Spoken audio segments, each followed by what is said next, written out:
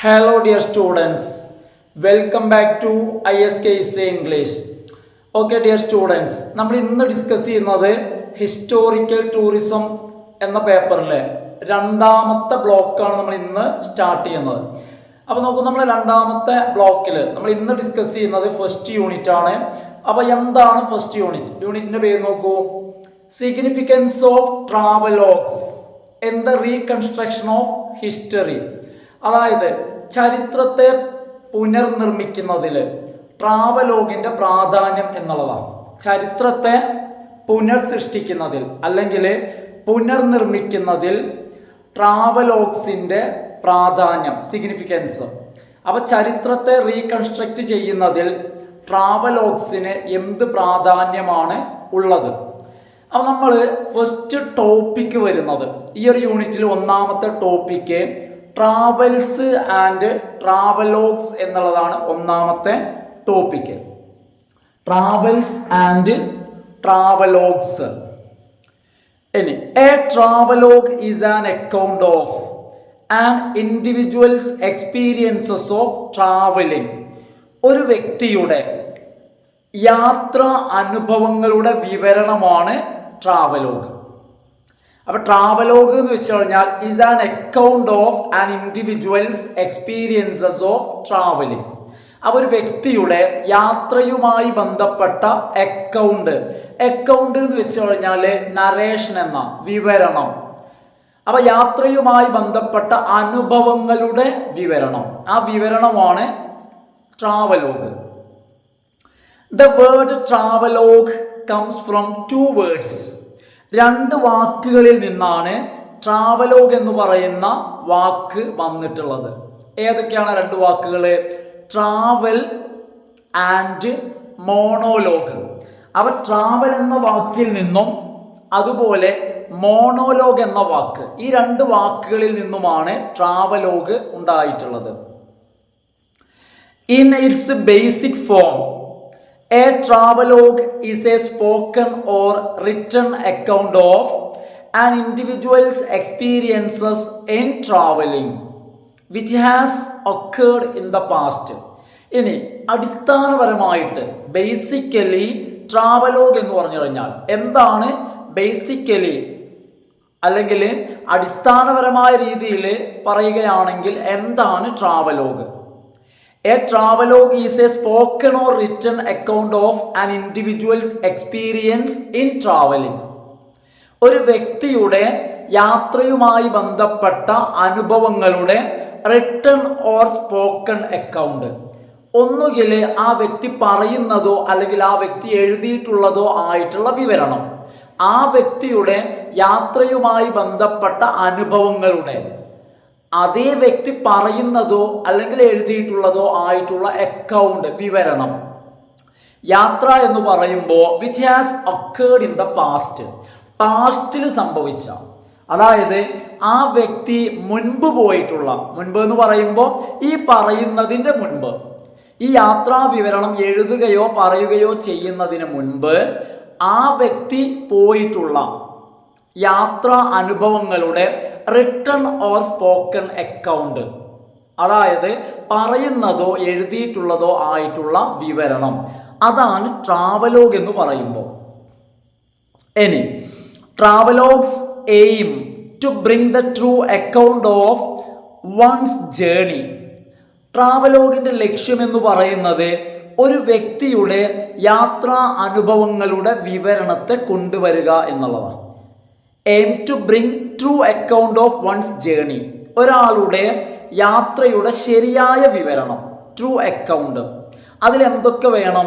Describing what they see, എന്താണ് അവർ കണ്ടെന്ന് വിവരിക്കണം, അവർ കണ്ട കാഴ്ചകൾ വിവരിക്കണം. ഹിയർ, കേട്ട കാര്യങ്ങളെ കുറിച്ച് വേണം. ടേസ്റ്റ്, അവര് രുചിച്ച കാര്യങ്ങൾ. അതുപോലെ ആൻഡ് ഫീൽ, യാത്രയുമായി ബന്ധപ്പെട്ട അവരുടെ ഫീല്, അവരുടെ അനുഭവങ്ങൾ, അവരെന്ത് ഫീൽ ചെയ്തു, അവർ എന്ത് കേട്ടു, അവരെന്ത് രുചിച്ചു, അവരെന്ത് കണ്ടു, ഈ കാര്യങ്ങളുടെ എല്ലാം ഒരു ഡിസ്ക്രിപ്ഷൻ, ഒരു വിവരണമാണ് എന്ത്? അതും ട്രൂ അക്കൗണ്ട്, ശരിയായിട്ടുള്ള വിവരണം.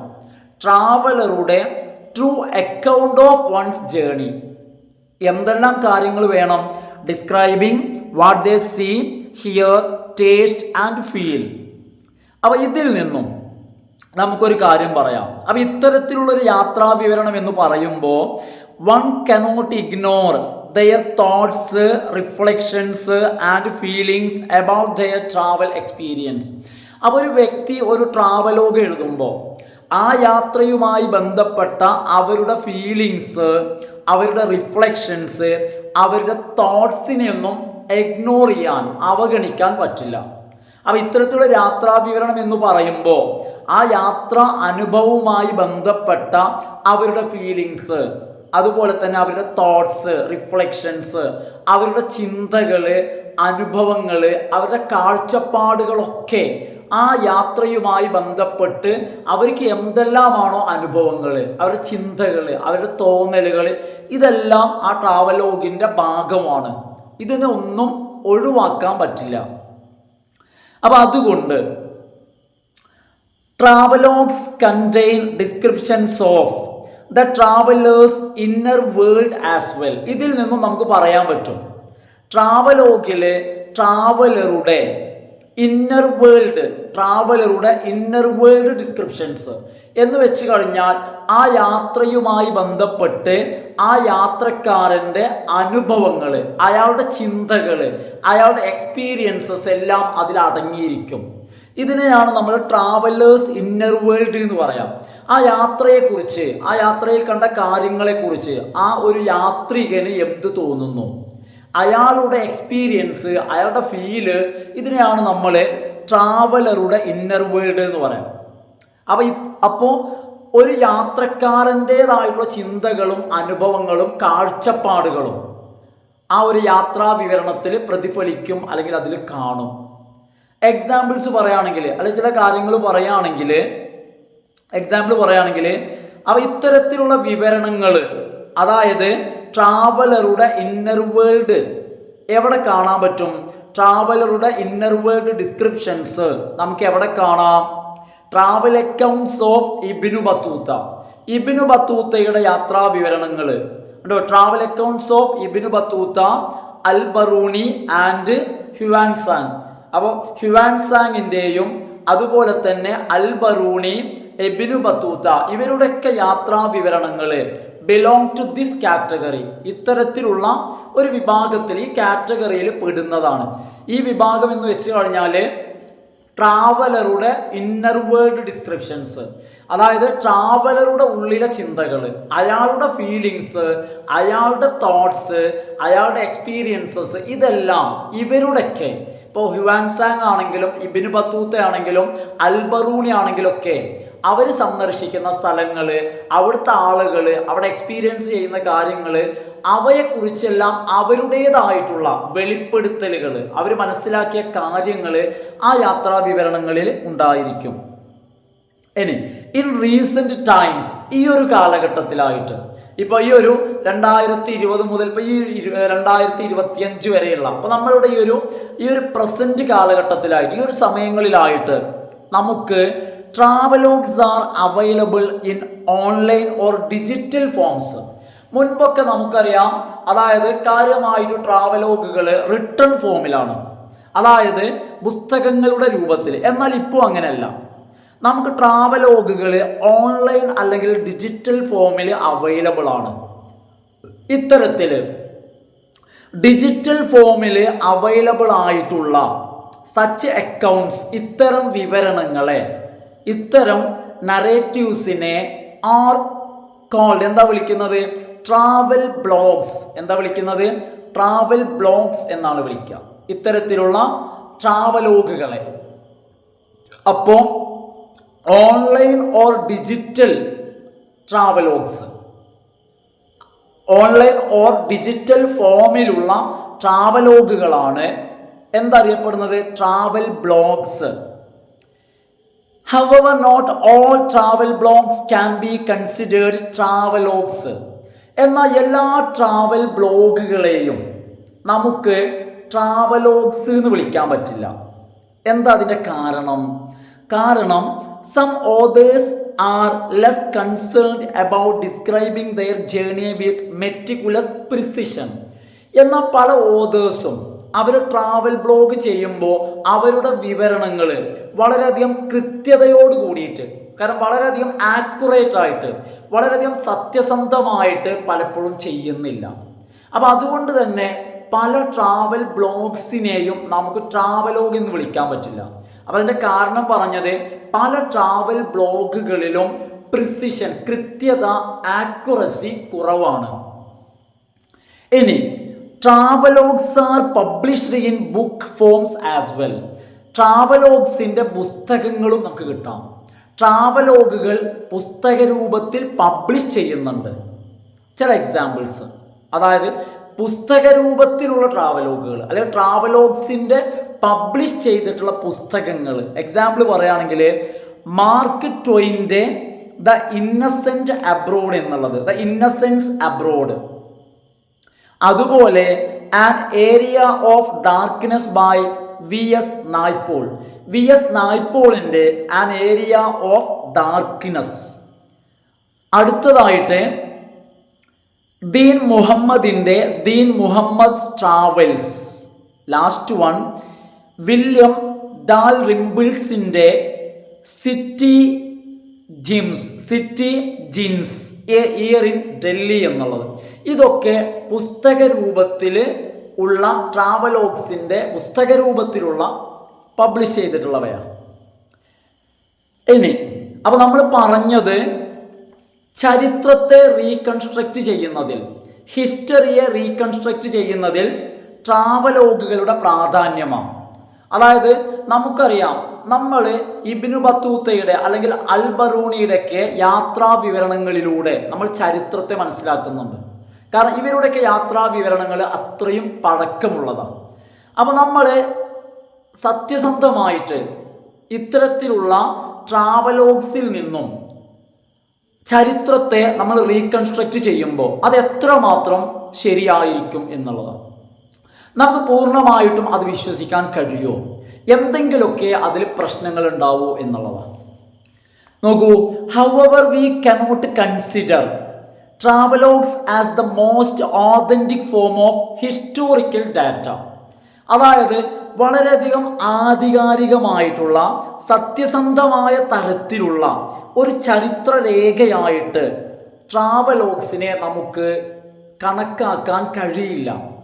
കാരണം എന്താ കാരണം? It is important to understand the drawbacks of such accounts. ഇത്തരത്തിലുള്ള വിവരണങ്ങൾ, ഇത്തരത്തിലുള്ള അക്കൗണ്ട്സ്, നറേറ്റീവ്സ്, നറേഷൻസ്, ട്രാവലോഗ്സ്, അവയ്ക്ക് പല പോരായ്മകളും പല ഡ്രോബാക്സും ഉണ്ട്. നമ്മൾ തീർച്ചയായിട്ടും എന്ത് ചെയ്യണം? Important to understand the drawbacks. ഇവയുടെ ഡ്രോബാക്സ് മനസ്സിലാക്കുക എന്നുള്ളത് വളരെ പ്രധാനപ്പെട്ട കാര്യമാണ്. ശ്രദ്ധിക്കാം, travelogues are written by individuals whose travels are often motivated by specific requirements or purpose. ചില പ്രത്യേക ഉദ്ദേശങ്ങൾ അല്ലെങ്കിൽ ചില പ്രത്യേക ആവശ്യങ്ങളുടെ ഉദ്ദേശത്തോടു കൂടി യാത്ര ചെയ്യുന്ന ആളുകളാണ് ഈ ട്രാവലോഗുകൾ എഴുതുന്നത്. ഒരിക്കലും ഇവർ ട്രാവലോഗ് എഴുതാൻ വേണ്ടിയിട്ട് യാത്ര പോകുന്നതല്ല. അതായത് ഇത്തരം ട്രാവലേഴ്സിനെ മോട്ടിവേറ്റ് ചെയ്യുന്നത് സ്പെസിഫിക് റിക്വയർമെൻറ്റ്സ് ഉണ്ട്, അവരുടേതായിട്ടുള്ള ചില ആവശ്യങ്ങൾ അല്ലെങ്കിൽ പർപ്പസ്, ഉദ്ദേശങ്ങൾ. അപ്പോൾ ആ ഉദ്ദേശങ്ങൾ എന്താണോ അത് യാത്രാ വിവരണത്തെ ബാധിക്കാൻ സാധ്യത ഉണ്ട്. അപ്പോൾ എന്തിനു വേണ്ടിയാണോ അവർ യാത്ര പോയത്, അവരുടെ ഉദ്ദേശം സ്ഥലങ്ങൾ കാണുക, ആ സ്ഥലങ്ങളെക്കുറിച്ചും കാര്യങ്ങളെക്കുറിച്ചും വ്യക്തികളെക്കുറിച്ചും സത്യസന്ധമായിട്ട് എഴുതലാണെങ്കിൽ പ്രശ്നമില്ല.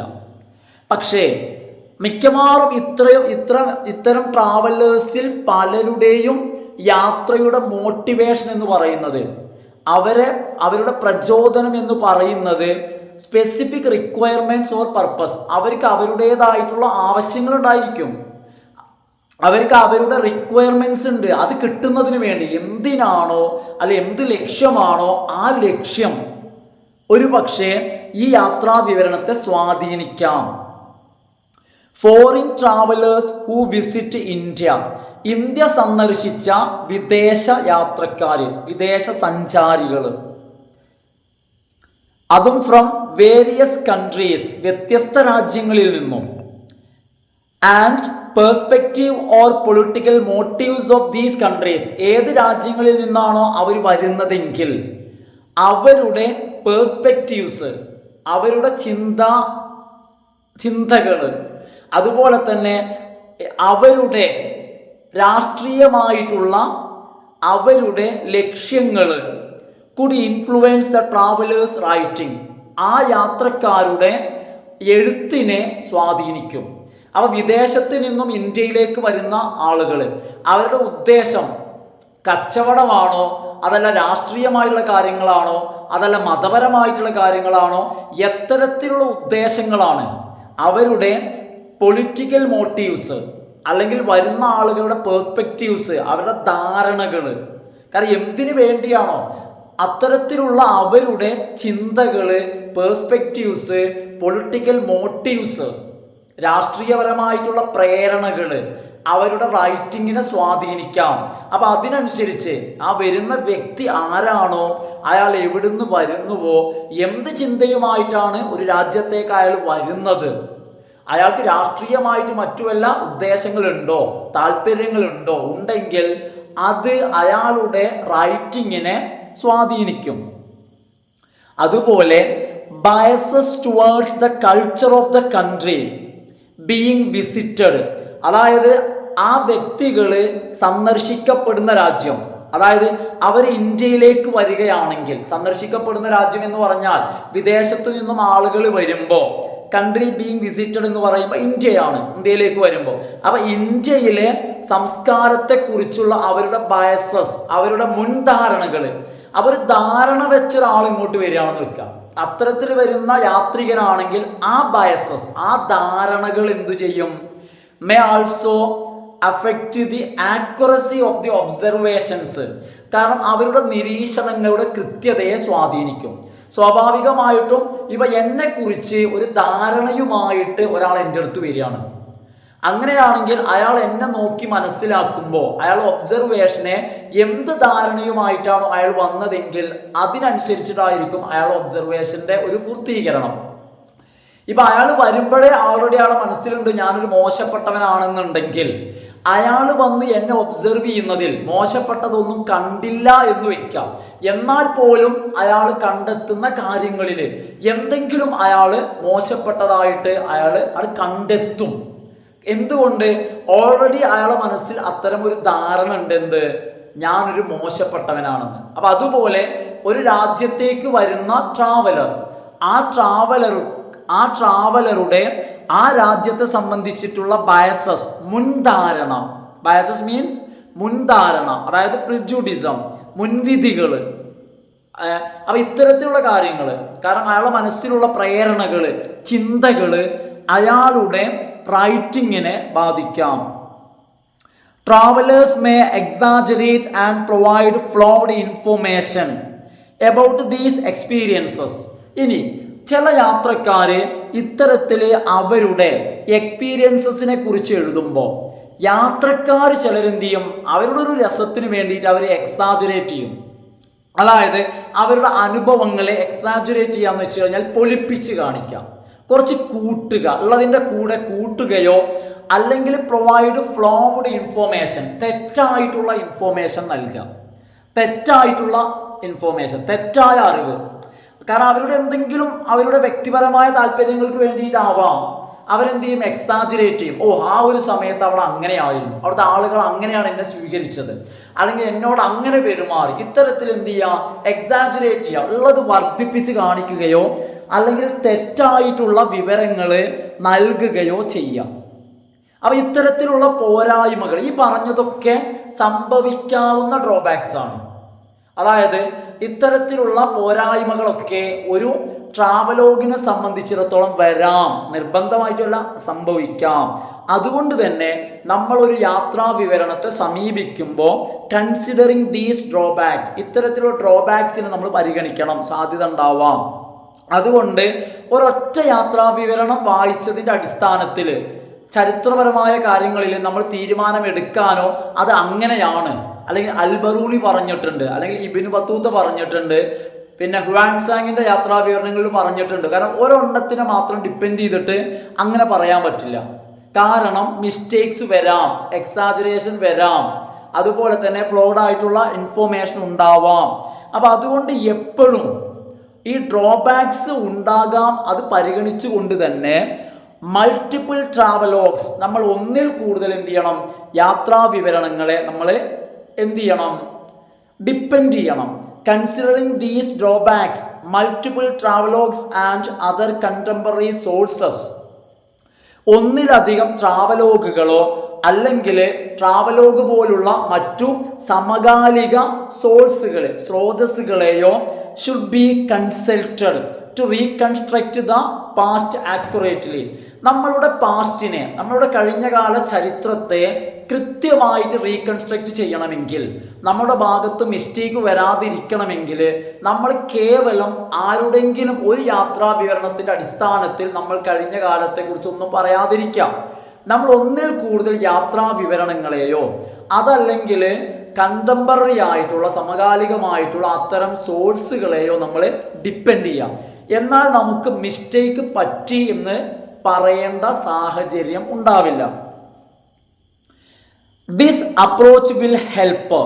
അപ്പൊ ഈ ഒരു അപ്രോച്ച്, അതായത് പല സോഴ്സ്, പല ട്രാവലോഗ്സിനെ ഡിപ്പെൻഡ് ചെയ്യുന്ന ഈ സമീപനം, ഈ രീതി വിൽ ഹെൽപ്പ് ടു റെഡ്യൂസ്, നമ്മളെ കുറയ്ക്കാൻ സഹായിക്കും. The inaccuracies during writing process. അതായത് റൈറ്റിംഗ് പ്രോസസ്, അതായത് എഴുതുന്ന പ്രക്രിയയിൽ ഇനാക്യുറസീസ്, അതായത് കൃത്യതയില്ലാത്ത കാര്യങ്ങൾ. ഇനി നമ്മൾ ചരിത്ര സംബന്ധമായിട്ടുള്ള കാര്യങ്ങൾ എഴുതുമ്പോൾ ഇത്തരത്തിൽ പല സോഴ്സിനെ നമ്മൾ ഡിപ്പെൻഡ് ചെയ്താൽ, അല്ലെങ്കിൽ പല സോഴ്സ് നമ്മൾ കൺസൾട്ട് ചെയ്ത് കഴിഞ്ഞാൽ നമ്മളുടെ ഭാഗത്ത് വരുന്ന ഇനാക്യുറസി, കൃത്യതയില്ലായ്മ ഒരു പരിധി വരെ നമുക്ക് കുറയ്ക്കാൻ കഴിയും. അപ്പൊ നമ്മൾ ഇത്രയും ഡിപ്പെൻഡ് ചെയ്തത് ട്രാവലോഗ് എന്താണ്, അതുപോലെ തന്നെ ചരിത്രത്തെ റീകൺസ്ട്രക്ട് ചെയ്യുന്നതിൽ നമുക്ക് ട്രാവലോഗ്സിനെ എന്തുമാത്രം ഡിപ്പെൻഡ് ചെയ്യാം. അപ്പോൾ ഇത്രയാണ് നമ്മൾ ഈ ടോപ്പിക്കിൽ നമ്മൾ ഡിസ്കസ് ചെയ്തത്. അപ്പോൾ ഓക്കെ സ്റ്റുഡൻസ്, നമ്മൾ ഇന്നത്തെ ക്ലാസ് നമ്മൾ വൈൻഡ് അപ്പ് ചെയ്യാണ്. അപ്പോൾ നിങ്ങൾ അവസാനം വരെ ക്ലാസ് കാണുക, നിങ്ങളുടെ അഭിപ്രായമൊക്കെ ഒന്ന് കമൻറ്റ് ചെയ്യുക. അതുപോലെ സബ്സ്ക്രൈബ് ചെയ്യാത്ത ആളുകളൊക്കെ സബ്സ്ക്രൈബ് ചെയ്യുക, നിങ്ങളുടെ ഫ്രണ്ട്സിലേക്കൊക്കെ ഒന്ന് സജസ്റ്റ് ചെയ്യുക. അപ്പോൾ okay friends, thanks for watching.